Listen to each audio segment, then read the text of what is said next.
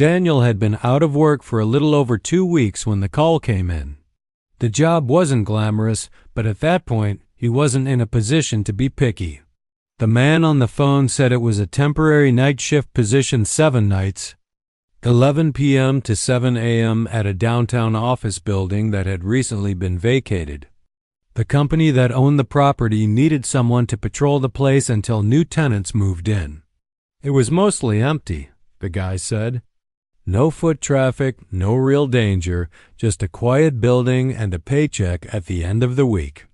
Daniel accepted, without asking too many questions. Money was tight, rent was coming up, and this seemed like easy work. At least, that's what he thought. On his first night, Daniel arrived at the building just after 10:30 p.m. It stood like a gray monolith against the cold. Night sky, 5 floors of lifeless windows and dust-covered blinds.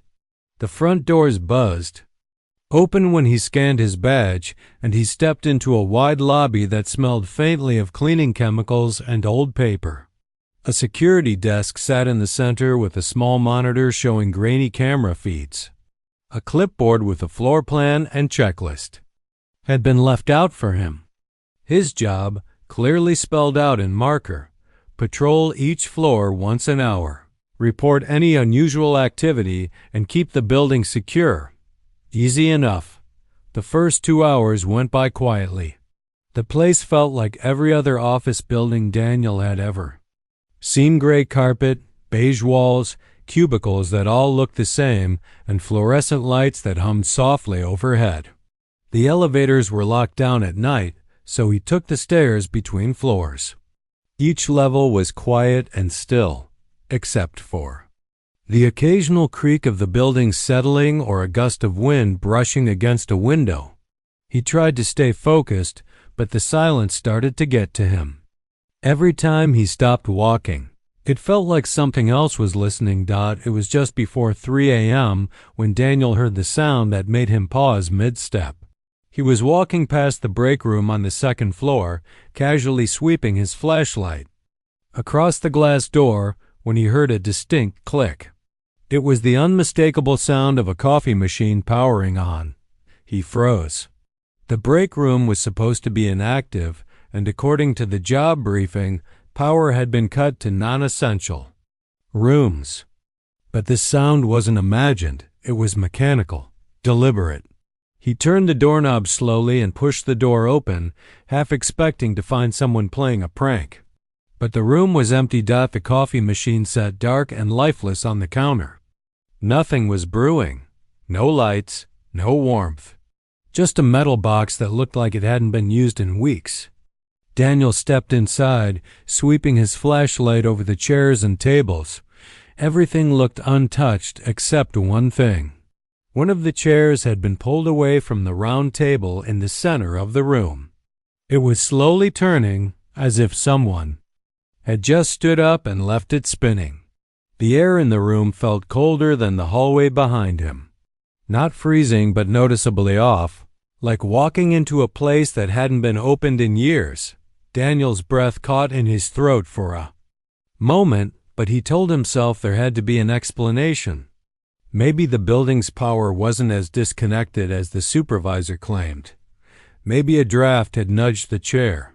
Maybe the machine was on a timer. He stepped back into the hallway, letting the door close behind him with a soft thud. But something about that moment clung to him for the rest of the shift. For the first time, he noticed that the building didn't feel quite as empty as it looked. He finished the rest of the night without any more strange events, but his mind kept drifting back to the chair. Why was it pulled out? Why was it moving? He'd passed that break room earlier and didn't remember seeing anything out of place. He hadn't touched anything himself. By the time 7 a.m. rolled around, the building's exterior had turned a dull orange from the rising sun. He locked the doors behind him and stepped out into the morning cold, glad to be out in the open. But as he walked to his car, he turned and looked back at the building one more time.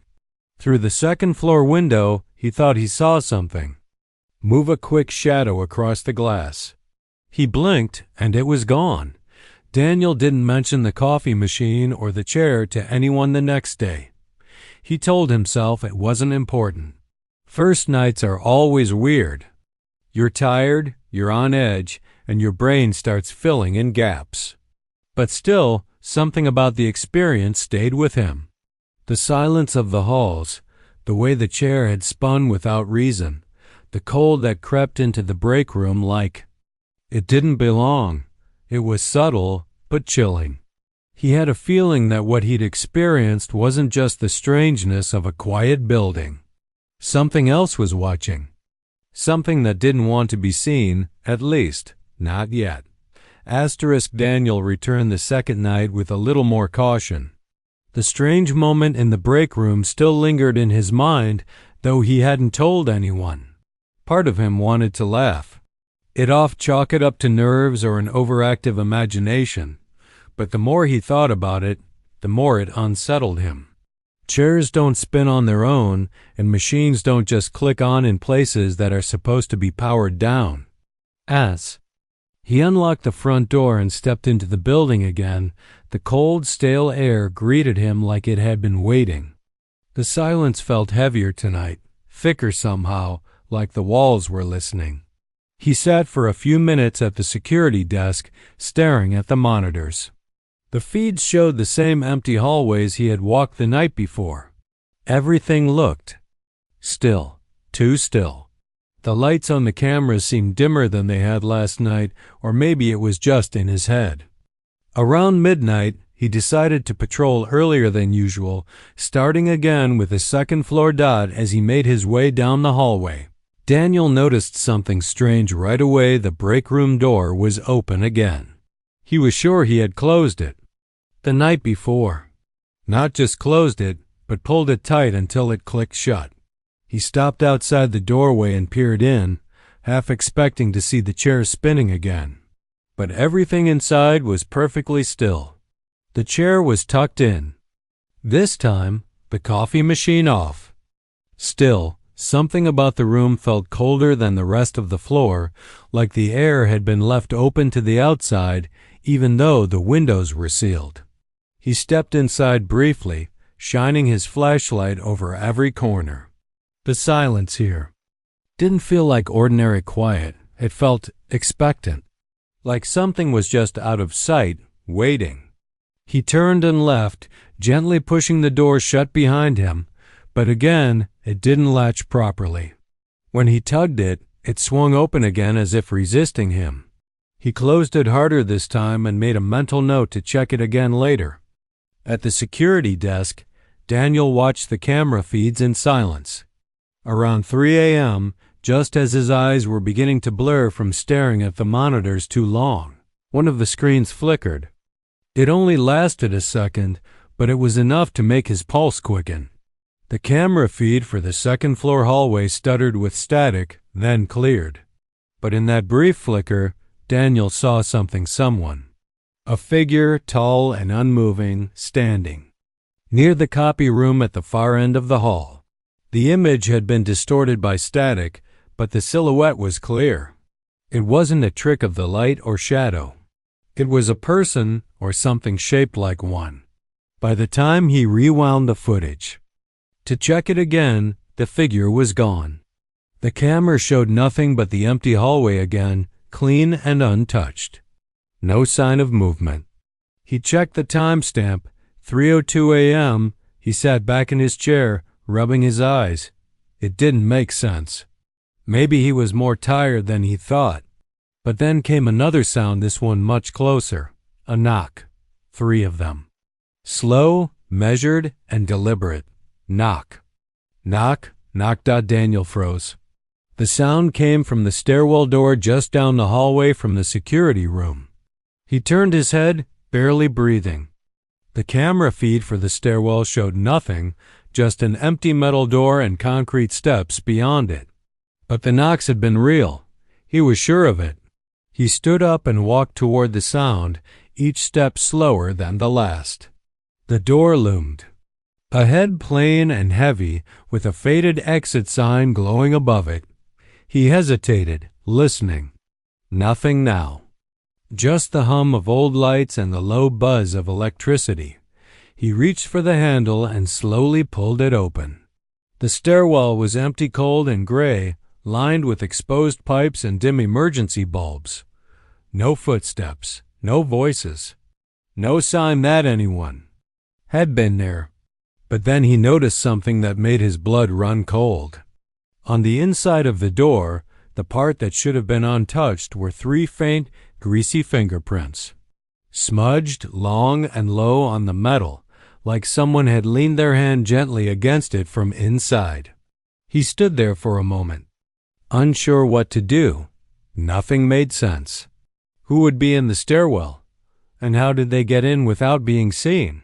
Daniel closed the door and locked it with a shaky hand, then returned to the monitors. He stared at the feeds for hours, watching each hallway closely, but no more flickers came, no movement.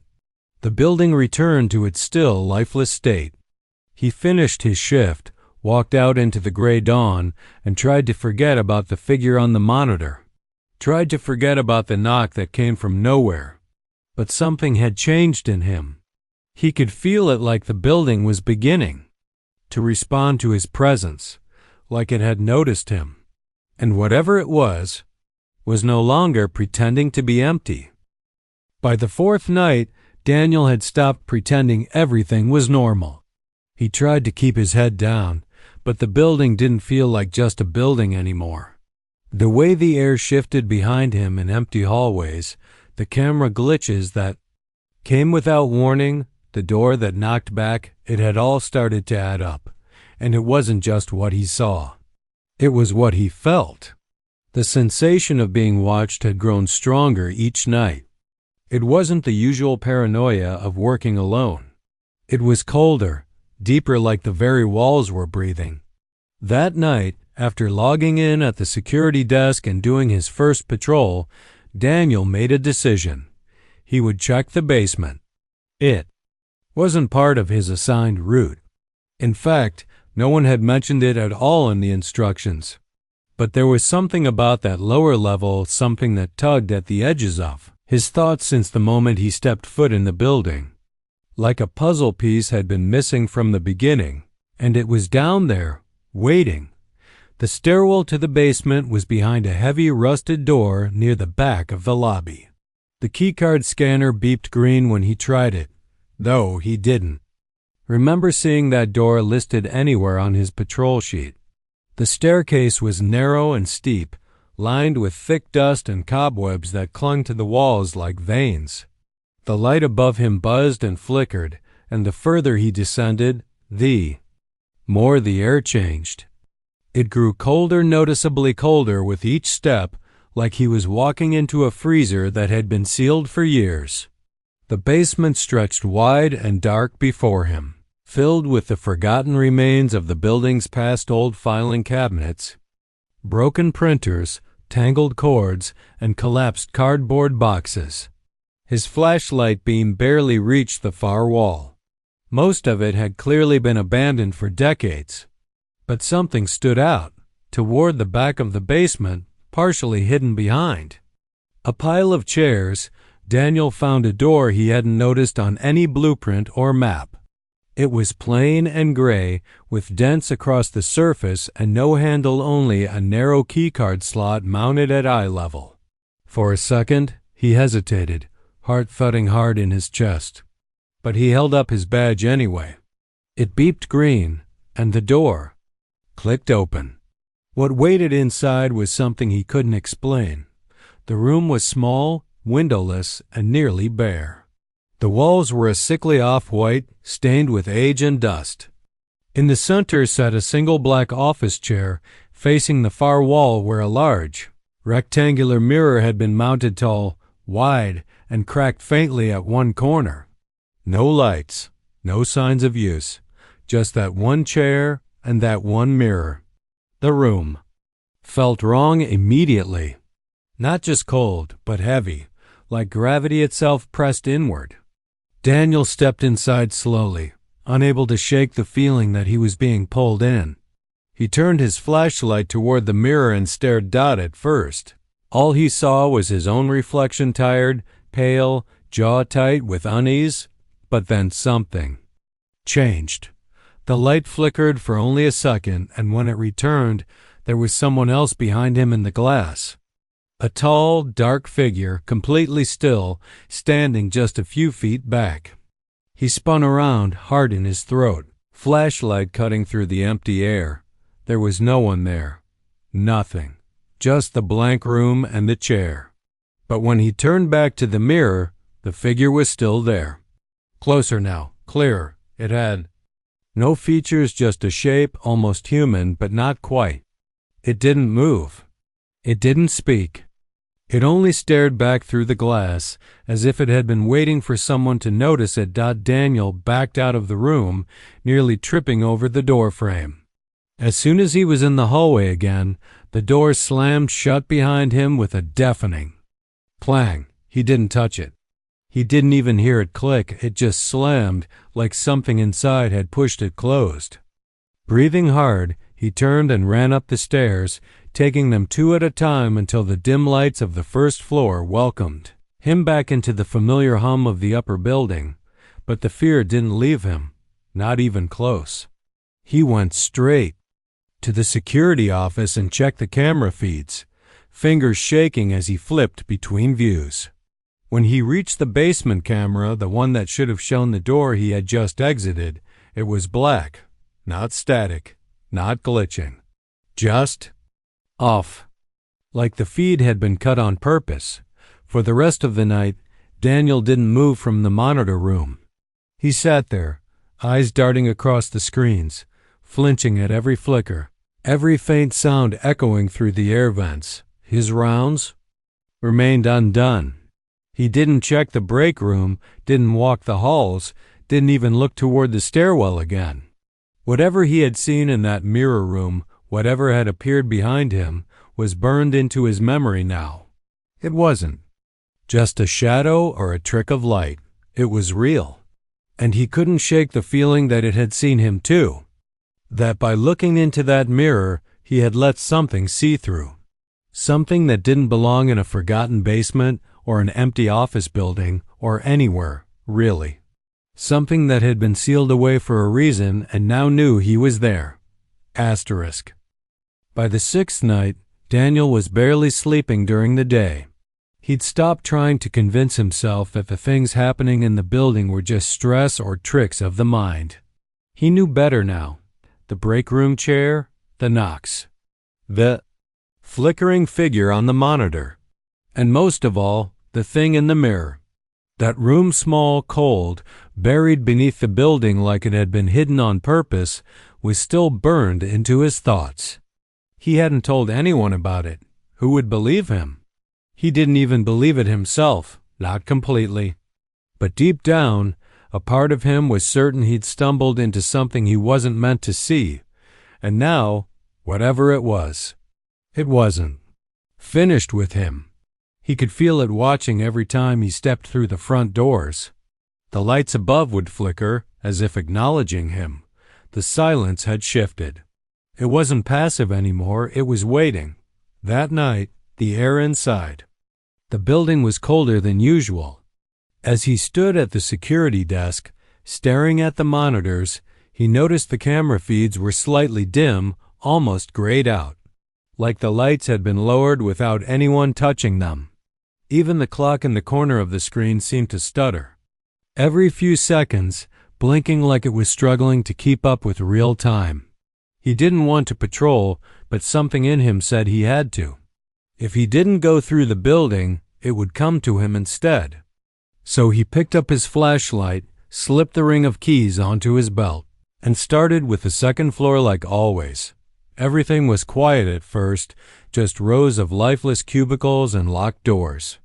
But then, as he reached the break room, he stopped cold. The door was wide open again, and this time the chair wasn't spinning, it was facing the hallway, as if someone or something was expecting him. The coffee machine sat dark on the counter, but there was a faint scent of something freshly brewed, sharp and metallic. It wasn't coffee. Daniel backed away without stepping inside. His breath had started to show in the air, fogging out in small white clouds. Even though the thermostat on the wall read 69 degrees Fahrenheit, he didn't wait to see more. He turned away and took the stairs to the basement. He had to know if the mirror room was still there, if any of it had been real. His footsteps echoed louder than usual, each one bouncing off the walls like the stairwell was tighter than before. At the bottom, the basement stretched out before him again, but it felt different now, warped. The piles of discarded equipment seemed slightly rearranged. The hallway itself looked shorter, as if the shadows had swallowed part of it. When he reached the hidden door, he expected it to be sealed. But instead, it was already open, just a few inches, like someone had been waiting for him to return. Inside, the room was unchanged. Same cracked mirror, same single chair, but this time the chair wasn't empty. Daniel's breath caught in his throat as he froze in the doorway. A figure sat perfectly still in the center of the room, unmoving. It looked human, same size, same shape, but its skin was a dull, grayish white, as if it had been drained of color. No clothes, no face, just smooth, empty skin where features should have been, and it was staring directly into the mirror. Or, more accurately, into him through the reflection. Daniel stepped back, but the figure in the chair didn't move. Then slowly, without sound, it raised its hand and pointed toward him. Not the mirror, him. Daniel ran. He didn't remember climbing the stairs or crossing the lobby. All he knew was that he had to get out. He pushed through the front doors and stumbled into the night, lungs burning, heart thudding so hard he thought it might burst. He drove home without looking back, barely able to grip the wheel. He didn't care about the job anymore. He was done. He wouldn't go back. But when Daniel woke the next afternoon, he noticed something that froze the blood in his veins. On his hallway wall, across from his bedroom door, was a long vertical mirror, one he didn't remember owning. At first he thought maybe his landlord had replaced the old one without telling him. But as he walked up to it, he saw the faint crack in the top corner, the same crack he'd seen in the basement. It was the same mirror. And worse, as he stared at it, the reflection wasn't quite right. His room looked normal behind him, but he didn't. His reflection was just slightly off. The posture, the expression, the eyes. And as he reached up to touch the glass, his reflection didn't follow. It smiled.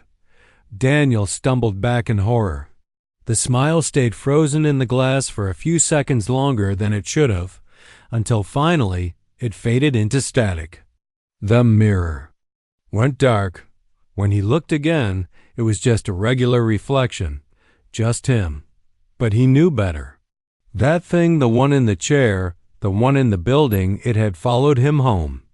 It wasn't in the mirror anymore. It was using it. Watching him from somewhere else now, from the other side.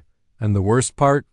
Every night since then, when Daniel lies awake in the dark, he hears it. A slow, steady tapping from inside the wall behind the glass. Knock, knock, knock.